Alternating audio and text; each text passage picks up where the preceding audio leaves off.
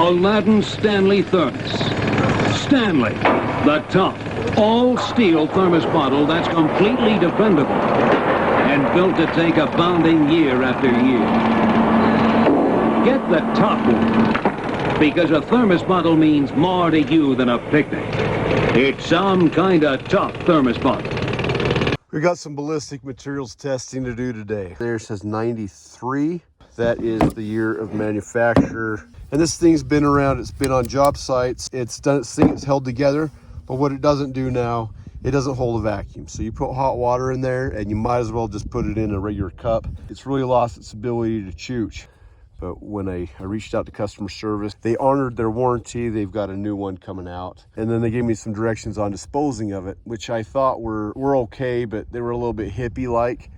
We're gonna dispose of it the right way. But with that, as you can see, we got the Titan right here. That thing weighs like 4,000 pounds. It has to come with its own handles. You know, unless you're Andre the Giant, you're not gonna palm this bad boy. How is that gonna stand the ballistic properties that are exerted upon it by a high-powered rifle? Those are the things that are very important and we must find out. I take my ballistic testing very seriously. We're gonna find out if these things are truly bulletproof.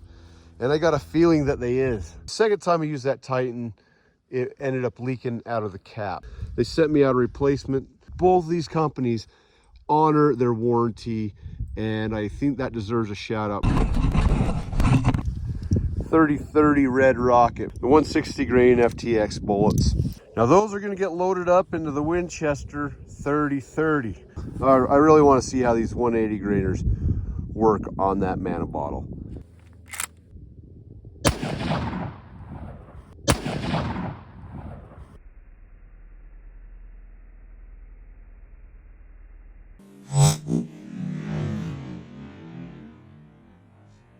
Ha ha! Yeah! Woo! Unless I missed, then I take that back.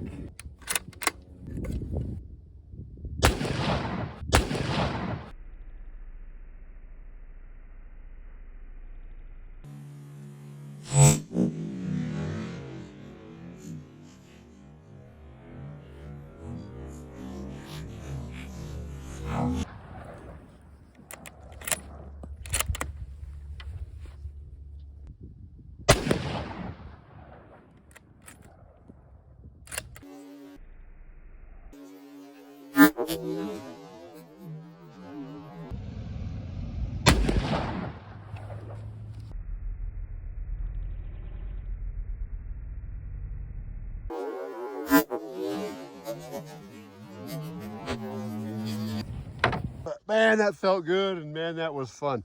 And the cars driving by, they got a good show. Oh yeah! Just carnage, look at that.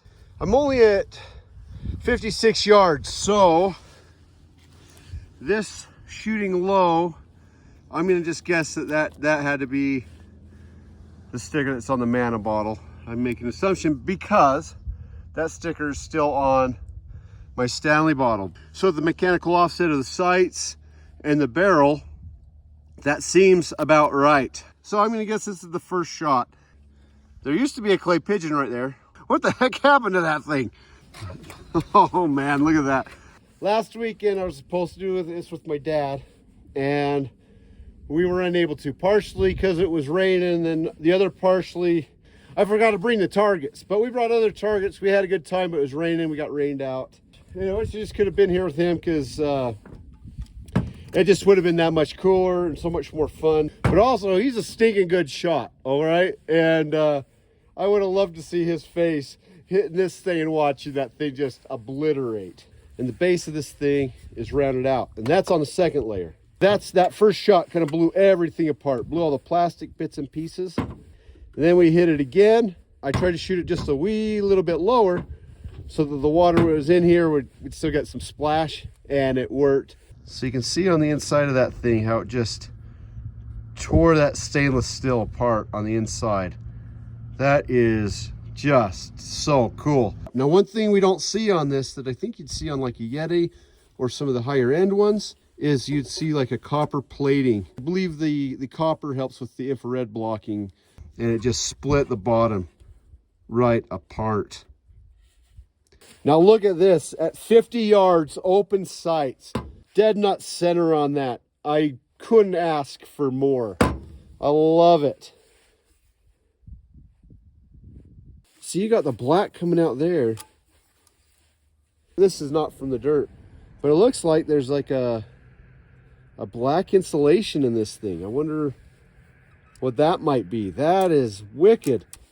Now, we did not get the deformation out of this that we did on the Mana Jug. Now, I'm assuming the reason for that is two things. We hit it with a round that has a lot less velocity, like 2,300, something like that. So I'm gonna shoot this a few more times with both guns and bring it back. This bottle is a little tougher construction. It's also a little stronger than that Mana bottle.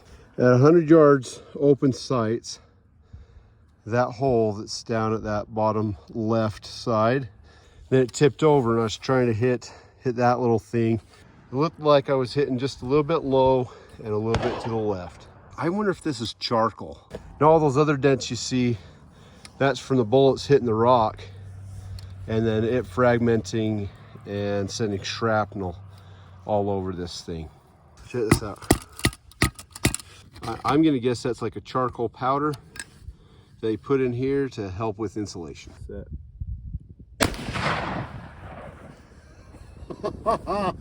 I think I've got to get more of these bottles.